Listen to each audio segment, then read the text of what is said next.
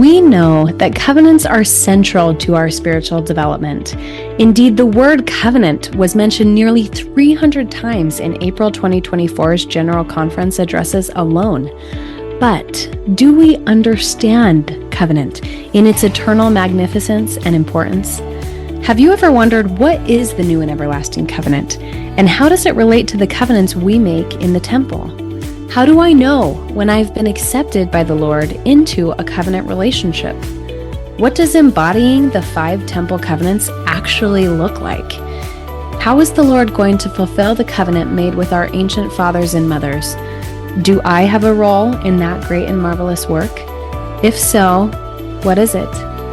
In an effort to explore these vital questions and more, the Latter-day Disciples are pleased to announce our 3rd conference, Awake and Ascend, the Covenant of the Fathers.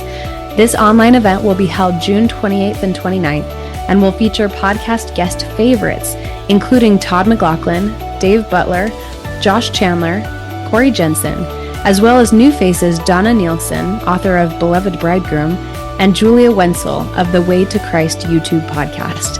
Attendees of the 2023 Awake and Ascend conferences described these events as wonderful, so beautiful. I learned and the Spirit confirmed, and it did not disappoint. I have been craving the meat of the gospel, and each and every speaker provided just that. Register today and secure access to this 2-day event, a downloadable PDF notes packet, and exclusive post-event Q&A with the presenters. As a registered nonprofit, all proceeds go to cover expenses and to charitable giving. Together, we hope to rend the veil of unbelief, preparing us to call upon the Father in Jesus Christ's name with a broken heart and a contrite spirit, that we will come to know that the Father hath remembered the covenant which he made unto our fathers. Join us at Awake and Ascend.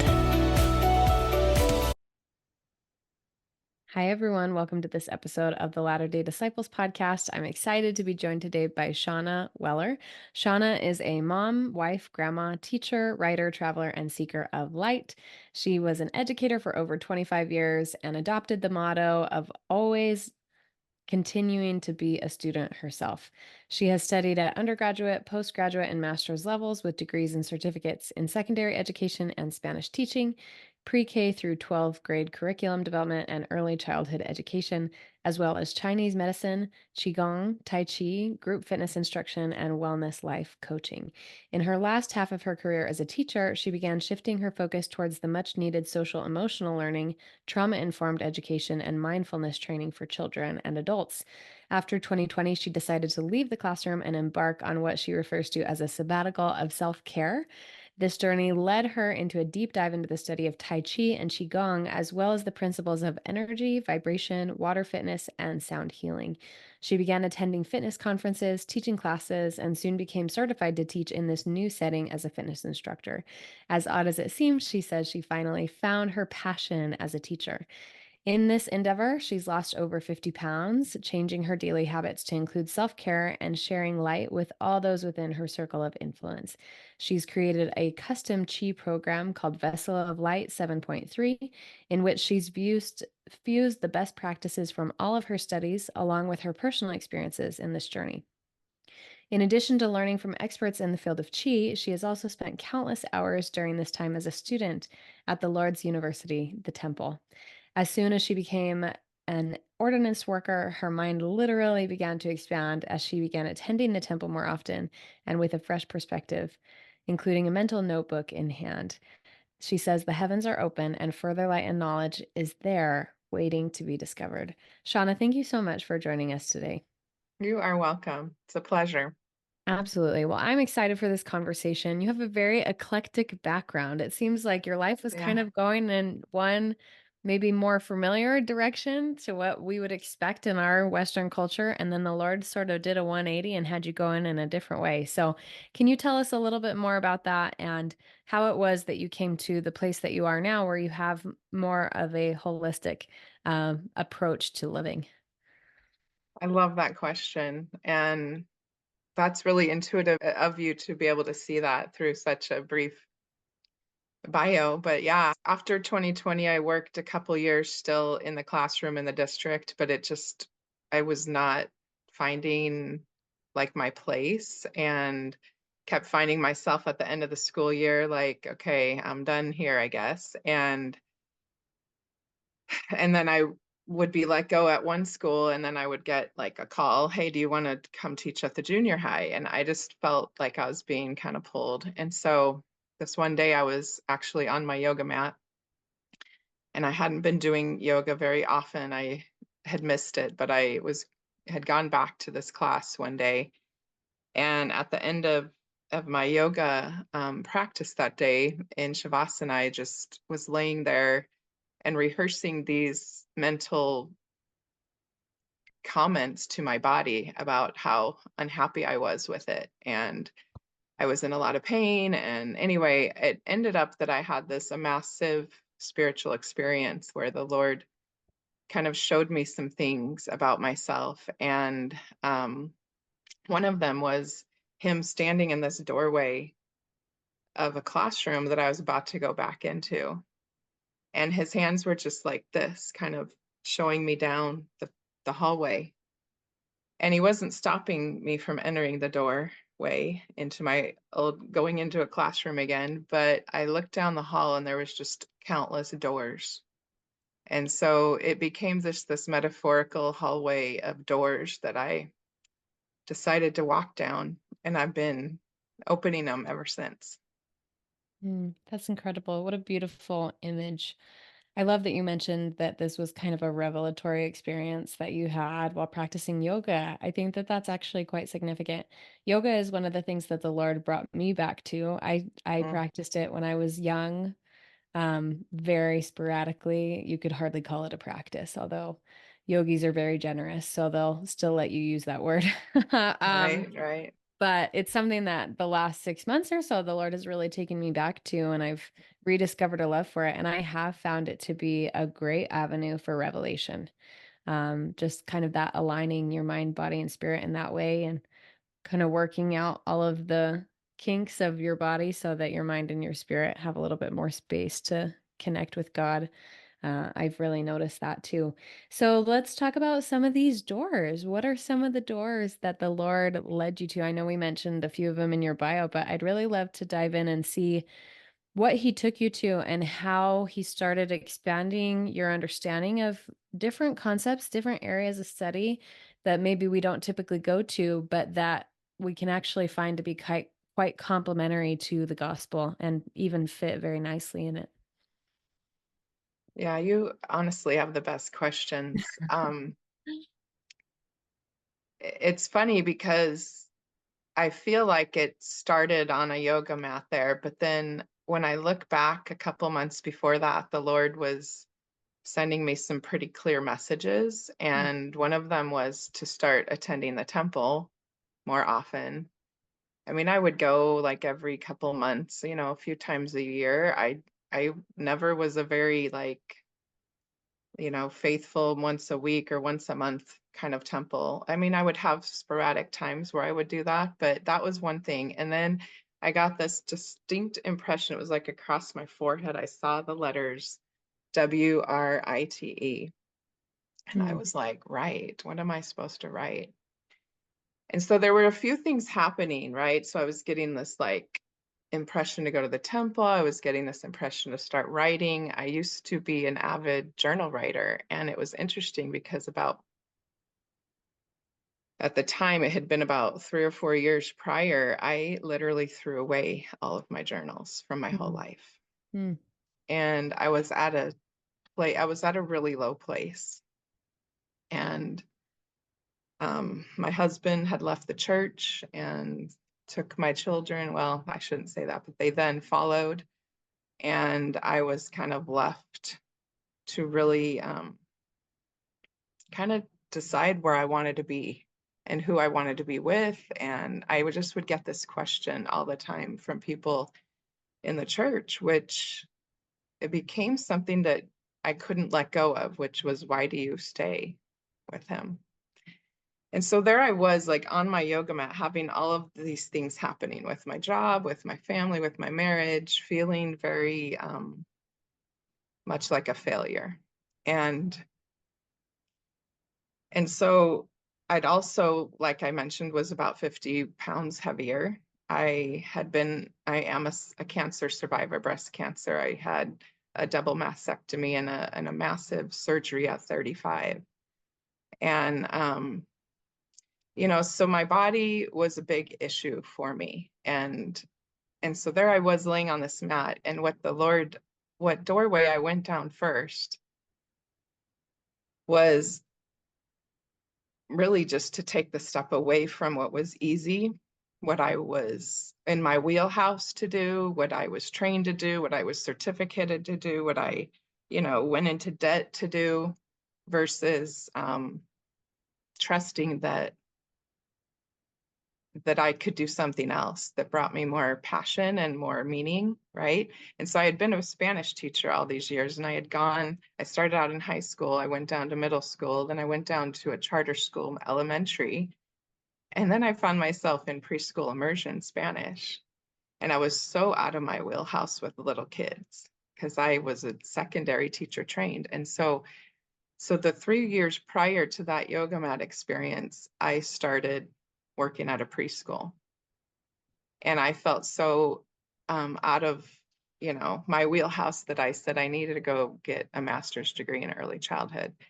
And so I looked back at that time and I saw how the Lord had been preparing me for where I am now, because I became a different teacher in those 3 years, being able to learn about the brain and about the nervous system regulation, about mindfulness, and teaching these skills to little 3 and 4 and 5-year-olds, and seeing how it changed their behavior. And it just, my classroom became so different by the 3rd year. And then I went back to high school for a couple of years, and I was a different teacher because I was doing yoga with these kids. I was having them doing deep breathing at the beginning of my classes. I was, so there I was kind of at this stage already where I had pulled in some practices that just weren't a part of my life.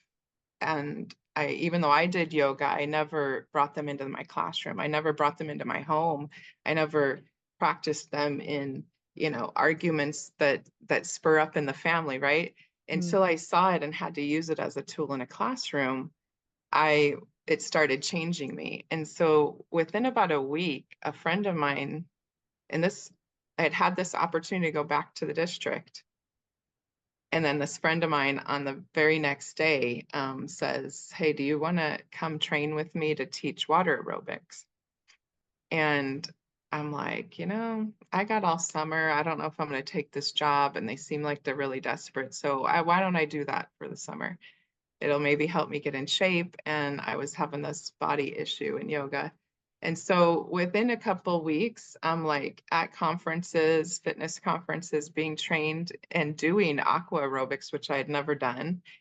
And I'm having so much like battle with my body because it was like causing a lot of pain. And I'm like, I can't even do this.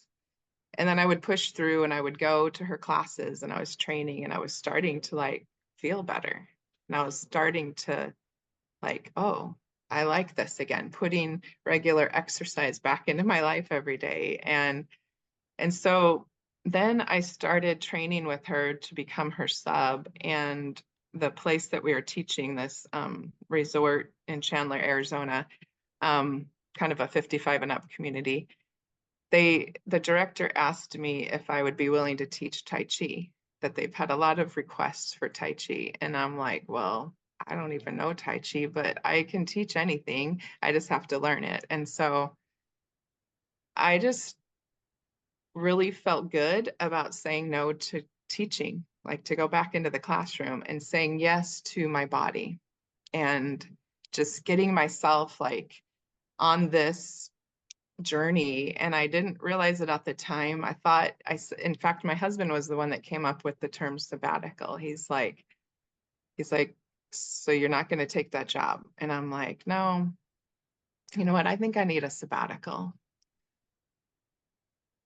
actually, I said, I think I just need to walk away from the classroom. He's like, how about just a sabbatical, like a year, you know? So that was where was coined. And I just really liked that term. And I realized that, so by the end of the summer, I'm trained fitness instructor teaching fitness classes. I started having my own kind of following, and then I'm training to do Tai Chi. So I just got online and I went to a local Tai Chi academy here for like a week. And I was like, I like some of this stuff online better. So I started training online with a few gurus and chi masters and taking like monthly subscriptions to train. And it started like putting me on a true sabbatical. Like I went into a deep study of Chinese philosophy and this practice because I'm like, okay, there's these main 24 forms, I have to memorize them and, put them in this order. And it just was not staying in my brain. It's not easy to learn Tai Chi. Mm. And so I had to make it a part of me. Like I had to make it my own. And in order to do that, I had to look at it philosophically through the only lens that I understand life, and that is through the plan that we have a divine creator and that we are sent down here to learn to rely on him and eventually live with him again. And so through that lens, I'm looking at this ancient practice that hands down, I mean, all the research shows that it renews the body, repairs the body, helps the body get into a homeostasis and healing state. I mean, is that not what perfection is going to be like? And so the source that is used in this practice is always a light source, a source of light. And I'm like, this sounds really familiar. Mhm. And then I'm like, okay, what is chi? So I did this deep delve into energy because I'm like, well, why energy? We all know what energy is. Like, remember high school science and everything. But I literally couldn't define it. Like, it's a power, it's a, I don't know what it is. It's lightning, it's heat. And so I just had to like go back and learn about energy and like all the kinds of energy. And then I realized what chi is. It's the life force power of the universe. It's the force that gives life. And so I'm like, wait a minute. I know what she is. She's the light of Christ. And with here's the cool thing about chi. It's and all of these practices like yoga, they're all based on what? Mind, body, spirit. And so as I'm breaking this down philosophically and trying, because I'm a teacher by craft, I have to know what I'm teaching to be able to teach it well. And so I had to learn all this stuff. And I'm like, I can't teach the gospel in a public fitness gym. Like, what am I thinking? And I'm just like, no, I just have to teach chi because it is part of the gospel. It is part of um it's one of the branches of the olive tree. And it had died and fallen off. And it's time for us to go through the Lord's vineyard and pick up these good branches and graft them back in. And that's what I do. Mm. I'm sorry, I just talked for so long. No, you're so good. I love that. Well, I love your story and I love the conclusions that you were coming to. Um, there's a couple of thoughts that stand out. First off, I love that you came to define chi as the light of Christ. A lot of times I think that we get really hesitant about looking at other cultures or other practices that are not traditionally LDS. And there's, I think, a spirit of fear attached to that. A lot of the times we have a great fear of being deceived. The problem is that we're already deceived. Because we Yeah. are all of us, well, at least I am, still outside of the presence of God. And so there is an element of deception that we're all operating under. But I think that that fear is greatly alleviated when we come to understand that true principles can be found everywhere and they're going to go by a different name. But that doesn't Yes. mean that they are less true. They might be surrounded by different counterfeits, but that doesn't mean that they are less true and less worthy of us seeking out. So I want to talk about that a little bit. But before we go there, I think it's so important what your story highlights, being this idea of us having to get our bodies in a place before our spirits are going to be as receptive as they possibly can. Our bodies are like a receiver in a lot of ways of this chi, of this light of Christ, right? And if we're tuned into the wrong channel, we're going to get the wrong energies. We're going to get a different spirit than maybe the one we would like to go for. So can you talk a little bit about how important, like what did you see from aligning yourself physically and the sacrifices that you made to do that? Because that's a really hard thing to do, that helped you progress in your own learning and in your spiritual development. So I love what you said about the body being almost a filter, because that's what I believe the flesh is. Um, we know that the veil in the temple represents Christ, right? The body of Christ. I believe that our body, our physical body, is a veil of sorts. It is what keeps us from seeing spiritually God face to face. It's our flesh. Mm. And when the veil was rent in twain, Christ showed us that we can overcome the flesh and we can push through and be able to have those spiritual eyes to see God. And I believe that that is what was happening in ancient times, where people called upon God, raised their hands to the heavens and said, show me a light, show me how to get through this dark wilderness. And he literally did. And he taught them these ways to bring light into their body. So I didn't know it at the time. I mean, I've changed so much that I looked at exercise and fitness as one of the boxes I needed to check. And I did love when I did yoga. Like, I felt my body feel better, and I had done it periodically over about 15 years, off and on. But it it didn't change until I changed my desire. On that yoga mat that day in that class, when I was telling my body how much I hated it, and my hands came to my chest where I've had all of this massive surgery and I just was in this really negative place, I was reminded that earlier that week I was talking with my life coach, and she and I came to a conclusion that I needed to stop worrying about how much weight I needed to lose or what number on the scale or what size, but I needed to actually love my body. To love my body became a goal.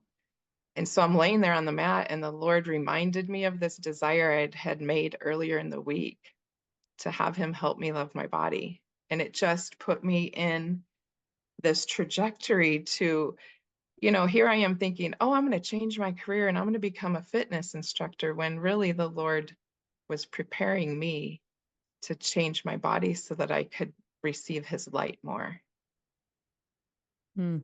The whole idea of the fogged glass that Paul talks about in the Bible, I believe that is, like, I make these comparisons of the wax on, wax off. We are unfogging our glass literally to be able to let the light in and let Christ's light. And anyway, I don't know if I answered your question. I feel like Mm. there was one aspect that I didn't get back to. No, you did. Well, and I love that imagery, seeing through a glass darkly, and the glass is us. And Yes. we have such a warped perception of ourselves, of our bodies and our souls right now. And part of our journey here is to get in right alignment with God, as you were saying, so that we can see the light within us and share it with others. And that light is the light of Christ. It's his light. So I think that's so beautiful. What you're talking about here is a really true principle that I don't know if we ever talk about. And it has to do with the idea of overcoming the natural man. and our flesh, right? It Mm-hmm. is so easy to hate our flesh. And if it's not because of how our flesh looks, it's because of how it makes us feel. It's because of its weakness, that I'm undisciplined, I'm inconsistent, I'm selfish, I am proud. Like there's so many flaws that come associated with this flesh. And when we talk about overcoming the natural man, more often than not, I think that we have this image of like, well, I just have to control it. I just have Mm-hmm. to overcome it to the point where it can't control me. I control it Yep. and I submit it. And that is the definition of unrighteous dominion, I scripturally love speaking. that. Wow. Yeah. Whereas So true. priesthood and priestesshood is exercised on the grounds of persuasion and long suffering and charity Gentleness. and gentleness and meekness and love unfeigned. Mm. And this is a totally different idea, but I really believe that this is how Christ works. Like Christ does not sanctify us by cutting off the limbs that we don't like. He sanctifies us by loving every piece of us into wholeness with Him. And we have to do the same thing. We have to learn to love the parts of us that we hate the most, even when they are sinful, because it's only love that's going to be able to overcome that sinfulness. No one wants to be better because people hate them.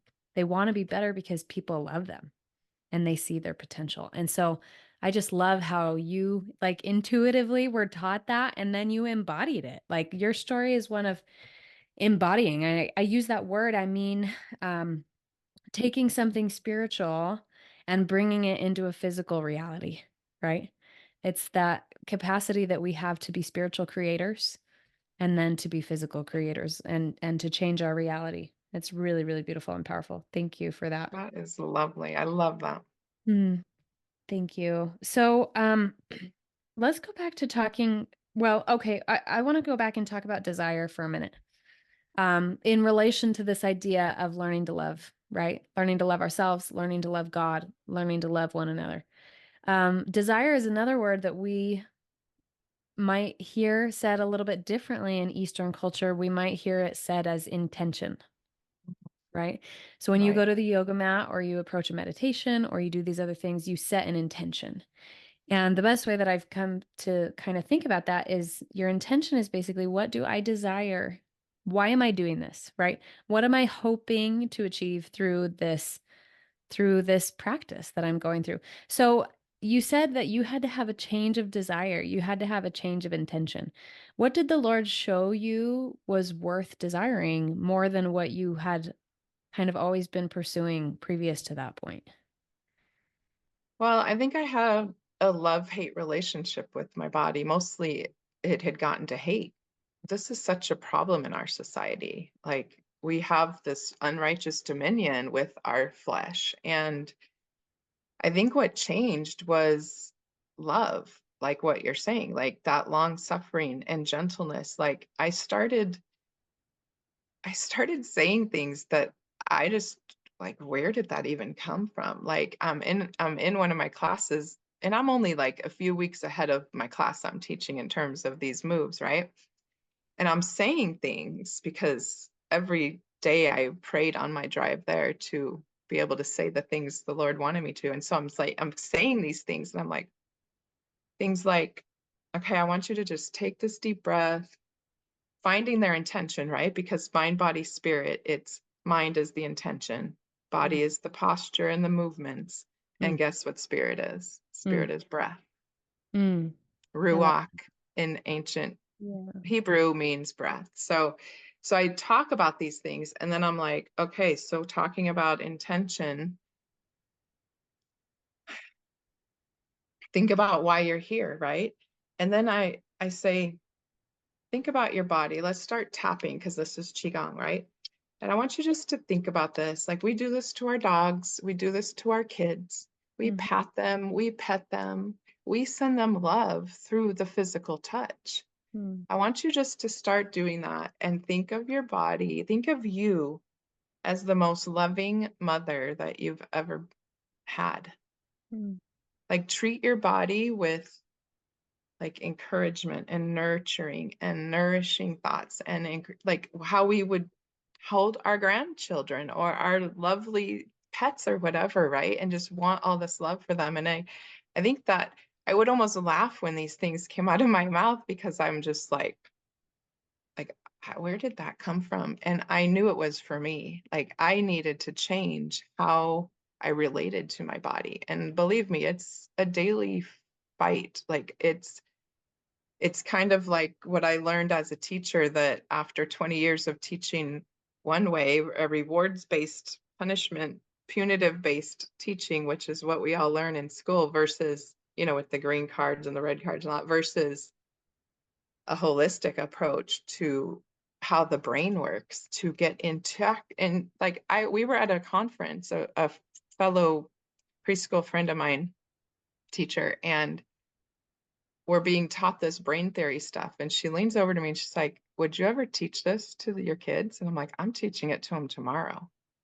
And I went into class with this like car diagram of the human brain and compared it to a car, and how when we're in the driver's seat, we're in our green brain, which is like our frontal lobe, our executive functioning. We're able to make calm decisions and rash decisions. And when we get into our emotional brain, the middle brain, we're kind of freaking out and yelling and screaming and crying, right? And I'm teaching them this. And then there's the third brain, the lizard brain, that red brain that is, just fight, flight, fawn, all that stuff. And so I saw what teaching kids about their own bodies and brains did to empower them at 3 and 4 and 5 years old.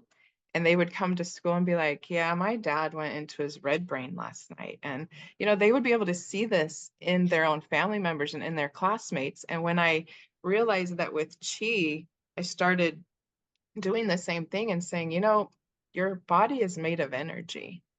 That's all we are, is energy. And so for us to say, "Ooh, energy, that's weird. That's for weirdos. We don't talk about energy. We can't teach about energy and Christ at the same time, heaven forbid," right? That's Eastern philosophy. And so I just started realizing that like we're made of two things. We're made of flesh, the body, and spirit. And the gospel is the law and love, spirit, right? It's the spirit of the law and the letter of the law. The two are the yin and the yang. And if we get trapped in the yang, in the masculine, in the patriarchal, the law too much, and we don't go over to the yin, we're going to find ourselves floating off. And that's what I saw with my family. Like, and that's what, ironically, bringing it back to something outside of Christianity, let alone Mormonism, has allowed me to just open my own mind to their path of wilderness wandering, That's Yeah. just helped me in so many ways. I've noticed that too. The realization that God is so much more liberal in how he works with his children, and that he works with all of his children, and Right. that we have a very specific and special invitation as members of the church, but that does not preclude other groups of people at all from receiving light and knowledge from Uh-uh. God. So I want to go back to what you were saying, because I think that you hit on something really profound and important, and maybe it can give some idea as to why this is so maybe uncomfortable or just different for us to think about. And it's that idea that Western culture, and I would say, the church is certainly, we were raised in Western culture, right? We are a child of Mhm. Western culture, is very masculine. It's very much a masculine energy. It's the Yep. yin. The yang, the Young, yang. Yeah. young. I always get them confused. Yeah. We It's say the yang, but young. it's technically Yes. yang. Yeah. Young, young. It's the young side of it. And Hmm. Eastern cultures, I think, have done a more prominent job at maintaining the feminine aspect of God Yeah. and connecting with that life force, that energy of love. It's almost like, and anyway, I could go into quite a bit of that, but I'll just suffice it to say that, when Jesus came, part of why he was so unappetizing to people is because he was presenting a lot of Eastern philosophy, a lot of the Yes. feminine side of the gospel, where Yes. he said there are two laws: love God and love your neighbor like you love yourself. Like The law those are is the just laws. love. Yeah. Right. Right. So can you talk a little bit more about that? Like, how is it? What truths have you found about God by studying these Eastern philosophical ideas? Gosh, I'm just bursting with so much in this because that's what started like happening. It's one move that is all about alignment. So part of qigong, like before you start doing the tai chi, you align yourself. And so it's vertical alignment and horizontal alignment. And as I was like taking this course and learning about these two posts, if you will, for getting on your chi pole and then having balance. I'm like, wait, that's just the vertical law of love, loving God, and then the horizontal law of love, Mm. loving others. And then, of course, what does it make? It makes the cross. And so, I allow people to see the imagery because it's truth. And I don't shy away from saying, interesting little symbol we just made with our body, right? Mm. And so I just see I just see the creator in all of this. And it goes back to like 3 to 5,000 years BC. I mean, and yoga and chi actually meet together in the Middle East. They have the same roots. And so I often, because I teach yoga as well, though I'm not certified, but I teach a yin yang stretch class and a couple restorative stretch classes. And I have yogi friends that we talk about this, that I believe that yoga is the yin and chi is the yang. And I Mm. believe that they broke off as probably, I don't know, the tribes of Dan and Asher, I don't know, and they had these, because I do believe that because we know what we know about the flesh and putting off the natural man and energy and being able to take elements, that's what we're made of, right? And be able to command elements with intention and breath. If you think about like what all of this really means, the breath is the first sign of life, Mm. and it's the last sign of life. And yet it's what was breathed into the elements from the earth that caused the spirit to enter the body. And in Chi, they call this area the gates of life. It's your belly button. It's the gate through which we passed. I don't know. All of it is Chi and all of it is light. And Mm. I just can't help but see that they are just different threads of the same fabric. Mm. Yeah, I see that too. Well, and I love how like we're pulling at these truths and you see how they connect to our tradition and you see how they're embodied in Jesus Christ. But the imagery is so feminine. The imagery Yes. is so much about a mother because our mother is the one who gives the breath of life, right? She is the portal that we pass through where we are endowed with our first token, which is the chi, which is the light of Christ. And I love that it connects to your belly button because what's the belly button? It's where you are connected to your mother Yes. and where you were nourished by her. And so it's all of this imagery that really, I think, to me, It's all just feminine. Yeah. accentuate, yeah, it accentuates the fact that that we need her and that she's there. That spiritual nourishment and breath, the breath of life is still being bestowed by her. Well, and I have my students like to establish Wu Ji, which is the first posture of Qigong, you take a breath from the earth. And guess what the earth is? It's yin. Hmm. It's the energy that is magnetic, grounding. And then you take breath from the heavens. That's the yang energy. It's masculine. It's Mm. electric. It's Mm. white. It's the white of the yin yang. And she is the black of the yin yang. She represents the flesh. He Mm, represents the spirit.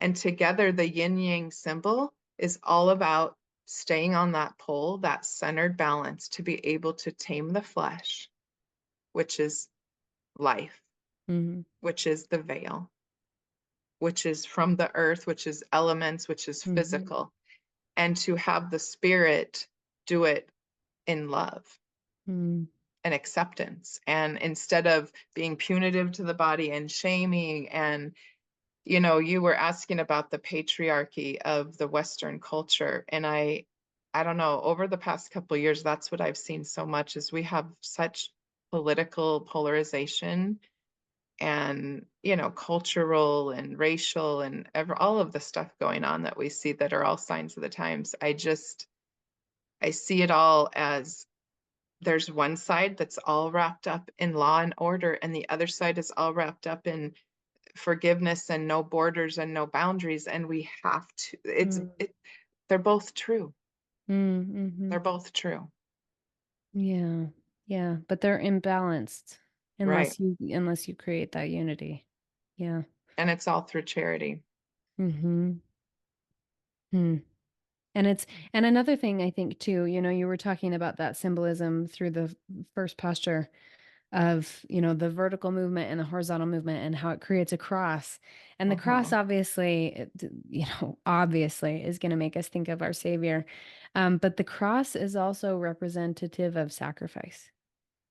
And it's representative of the fact that we are supposed to make a sacrifice. We are supposed to take up our cross and follow Jesus Christ and move in the pattern that he moved in. And what was that pattern? That pattern was self-sacrifice to bring forth life. And so not only do we have these like polarizing truths that are not balanced with each other, but they're not going to come into balance unless they each choose to lay themselves on the altar and then come into that wholeness that is emblematic, I think, of how God works. Hmm. So true. I So, feel like the symbol that makes me think of the symbol of the infinity, right? Like we mhm, know that life has no beginning and no end, and we can't mhm, really comprehend that. And I think that's what Eastern culture has, that Western culture and especially Christianity, we have this idea of progression. Was heaven forbid you would think of some sort of reincarnation, which we know we don't believe in. But if you think about the fact that there's no beginning and no end, and that quantum physics tells us there's just all these different realms of the same journey. I mhm. don't know, there's just so much that Eastern philosophy has that's truth that we still have yet to learn. Yeah. Yeah. Well, and I've learned the more that I learn about God, that you just can't put God in a box. Mm-mm. We really want to. We want the masculine, black and white, true and false. I won't eat the fruit because God said. Like that's Right. a very masculine approach, as opposed to I think that I mean, God is that way, right? When it comes to laws, but they are also, and I say they, I'm referring to God the Father and God the Mother. God is a title Yes. of them and their partnership. But I think that they also have the very feminine aspect of nuance, which is, yeah, I know God said not to partake of the fruit, but I want to bear children and we can't do that here. And I want to seek knowledge and I want you to seek it. And I think that this good overrules that other good. And like there's Eve's approach was informed by a lot of gray space as opposed to the black and white that we typically want to think about things. But there's an aspect of God that is very much that way. And I think in order for us to exercise faith in God, Joseph Smith said, we have to have a correct understanding of God and their characteristics and attributes. And I agree. I think that the Eastern philosophy has a lot to teach us about what God is in a very eternal sense. Well, and the other thing, I am a language teacher, Spanish teacher, and so I love entomology. I love looking at the history of language. And I have studied that a lot since I've been in this on this journey, because actually the first day I went to teach, I was praying about it, like everything I'd learned. I'm just like, okay, I don't even know what I'm doing. Major imposter syndrome. Mm. And I got an audible voice, and it gave me a very clear answer, and it was a feminine voice. And I remember like thinking about that a lot and thinking how I found, not that I ever prayed to Heavenly Mother, but I definitely have found Heavenly Mother in this Mm. journey, like in a way that I never knew. And Mm-hmm. it's because I left the patriarchal circle a little bit. And I even did a some chi and sound bath for my Relief Society activity the other night. And I remember in my prayer saying that I hoped that everyone there could tap into the feminine divine through Mm. this experience tonight. And I remember like thinking, wow, like that is really what a few friends of mine and who've been coming to my classes for a long time, we talk about. Like there is such a feminine, grounding, earthy, like she's the yin, right? Mm-hmm. Mm-hmm. Of the yin yang, and that's chi. Yeah, yeah. And it's interesting too because as women, we really should be trying to be grounded in that energy in our Heavenly Mother and what that means because we are women, right? And so Right, I think that it really behooves us in our discipleship to learn what that looks like. right. And it's different than how we're raised. Because if you're like me, I was raised with a whole bunch of masculine energy. And I think just about all of us are these days. So, can you give us, we're kind of wrapping up here, but I'd love to hear some of your thoughts about how to align body, mind, and spirit in an effort to connect to God and to receive revelation. We talked about some of the things that you've turned to, but like specifically, how do we take care of these three areas holistically to approach and understand God? Mm. Energy. I mean, and the main forms of energy are through breath, movement, and food, right? Mm. As we bring these forms of energy into our lives, and then of course there's energies of other people, but in terms of how we keep alive every day, it's breath, Mm. movement, and food. And this whole this whole practice for me, it's brought me so much more inward, and I contemplate and find myself being led to things that I used to think were really weird, that are kind Mm. of like, wait, you ask your body something? And I'm like, yeah, like, I don't know. Like, I feel like there's so much research out there in trauma modalities, like, and using somatics and breath work and meditation, that, it's time for us to not be like,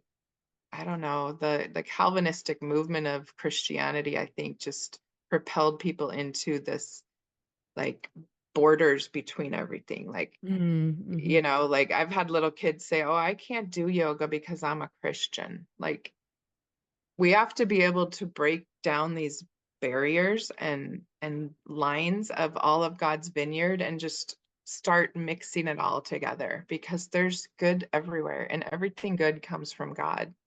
And Mm-hmm. so I feel like to say that you're only going to work on spirit, or you're going to, I think our problem in the West is we put in our headphones, we go to the gym, and we tune out of our bodies. Mm. And what chi does and yoga is it allows you to tune inward. It forces you to have to quiet your mind, right? And that's so hard, especially with all the anxiety and depressive thoughts. But you know what? I believe that that's what this martial art really is. It is I mean, they have the word ward off. You ward off. What are you warding off? You're warding off an invisible enemy.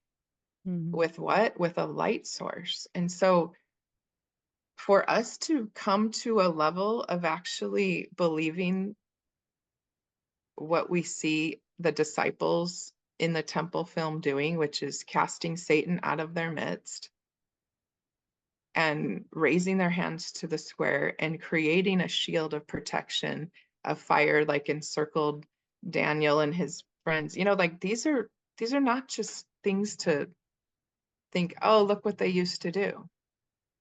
Like if we really want to move from telestial to terrestrial bodies, we have to live that law.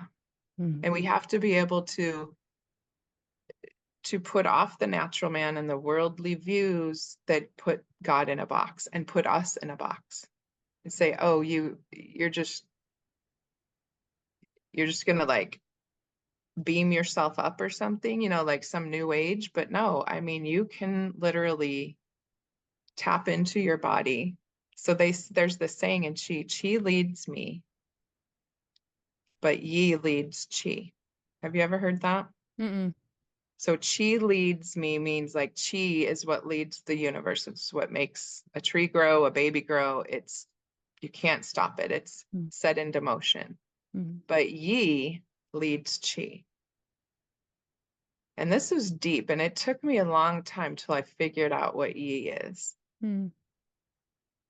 So yi, they say, resides between the kidneys. It's the gates of life. It's an energy center that you knock on, that you flap your gates of life, And so I'm like thinking about this. Okay, so this is where this energy resides, and it leads chi.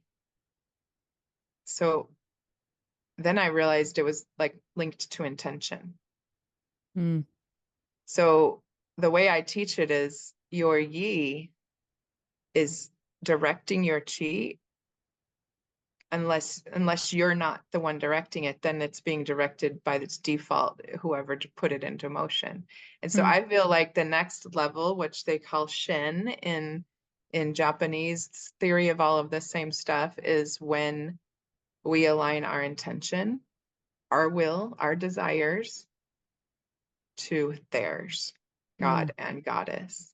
And the thing about the entomology is I love that all the languages that have male and female, like of ancient Romance languages and beyond that, there's a god and there's a goddess. Dios, diosa.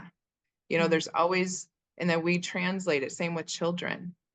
Like children includes sons and daughters. So when we see just sons in scripture, it very well may have included daughters, but the masculine takes over in language. So there's just so many nuances like that I feel like I start to see in other cultures and practices and get out of that patriarchal masculine side.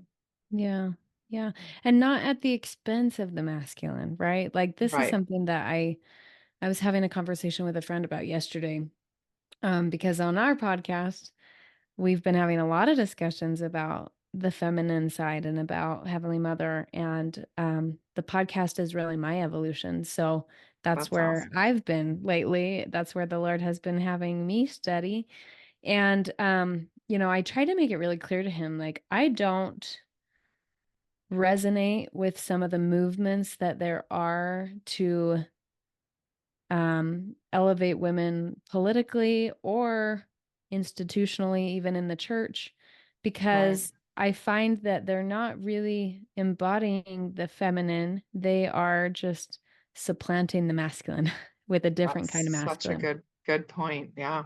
Yeah, and I think that a truer pattern, I think, can be reflected in what we're talking about here, which is bringing the yin and the yang into balance. Yeah. And we start right here on ourselves. Like it really has to start with me. As a woman, I have to learn what my Heavenly Mother feels like and how she acts. And I have to learn to embody that while still maintaining my little bit of masculine, right? Because the yin and yang, they have a little bit Yeah. of both on either Yeah. side.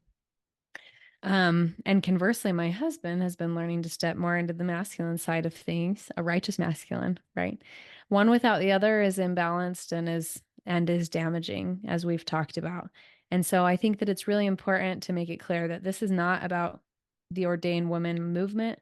This is not about a political feminist something or other. This is just sincerely the fact that there are women and men who are waking up and realizing that they need their mother and that we just want a mother and a father. We just want both the God and the goddess. And I love the embodiment and the representations of that in the Eastern culture that you've talked about today. So thank you. Thank you for that. Do you have It's any been other great. final thoughts for anyone? We've kind of been all over the map, but I know. um, anything on your heart, any invitations or counsel that you might give to someone? And actually, maybe we can take just a couple minutes too. I know that some of this might seem daunting because it seems to be moving away from Jesus Christ as our Savior.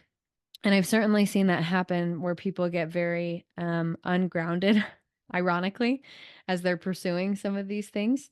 Um, what counsel would you give just to make sure that if you feel led to study some of these things and to cultivate this sense of balance in yourself, that you're still remaining grounded in Jesus Christ? I believe that we we need to stop being apologetic for standing up for Jesus Christ and for all that he represents.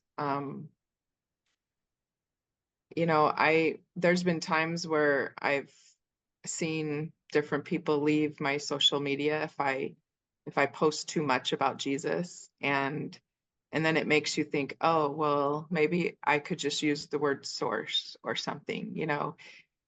And I find myself struggling with that because I'm not ashamed of the gospel of Jesus Christ. And I'm also not going to say, oh, well, you're just saying that all of these are really just the gospel of Jesus Christ. They just don't know it yet. And that's a whole another podcast. But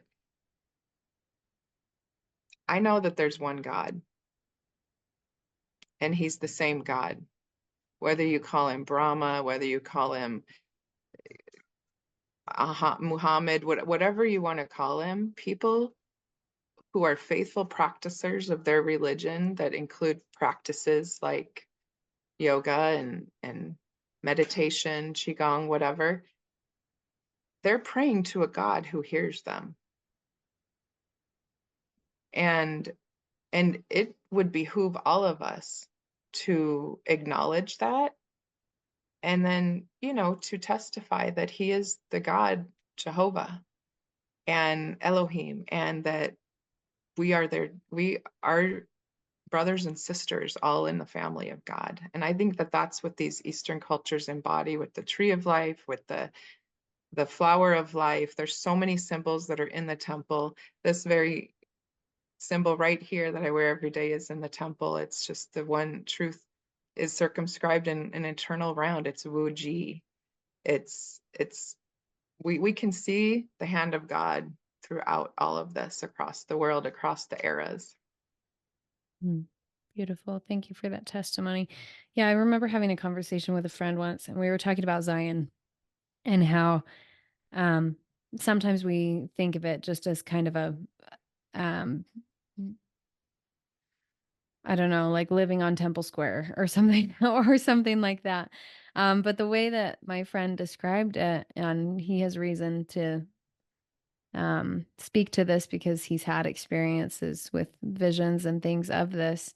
But he described it as a place where we are all working together to cultivate a spiritual state of being and then a physical state of being. And Mm, we're working next to Muslims, we're working next to Hindus, we're working next to um, Jewish people and other Christians, and we're all collaborating and we're calling God by the name that we call God, whether that be, as you were saying, I love how you said that. If we call him Brahma, if we call him Allah, if we call him um, Yeshua, we're right, all worshiping the same God, and God knows that. right. And so studying these other traditions is a wonderful opportunity for us to get out of our own head and humble ourselves a little bit and realize that we Yep, all do worship the same God, and God is going to circumscribe, as you said, circumscribe all these things into one great whole. yep. And if we I want to love be a it. part, if we want to be a part of that, then we should start practicing. We should start practicing ourselves. Awesome. Well, Shauna, thank you so much. Thank you for sharing your story and your wisdom with us. And I'm excited. If anyone is interested in some of her classes, I believe you're in the Gilbert, Arizona area, Uh-huh. right? Okay, Yeah, we'll put your website on there. So if anyone wants to go check out your work, that would be so fun. Do you have any awesome. online resources as well? Not yet, but we're getting there. Okay, cool. We'll watch for those. But thank you so much, Shauna. Really appreciate it. All right. Good to meet you, Megan. Are you just reading the scriptures, or have you learned to search them? If you haven't switched to using scripture notes, you haven't discovered the power of a tool designed for searching the scriptures. This incredible tool allows you to pull together search results from the standard works, apocryphal texts, and freedom documents into a collection you can study from, digging deeper with instant references to Blue Letter Bible, the LDS Citation Index, Webster's 1828 Dictionary, and more. You can even import your gospel library notes as well. Sign up now for a free trial at scripturenotes.com.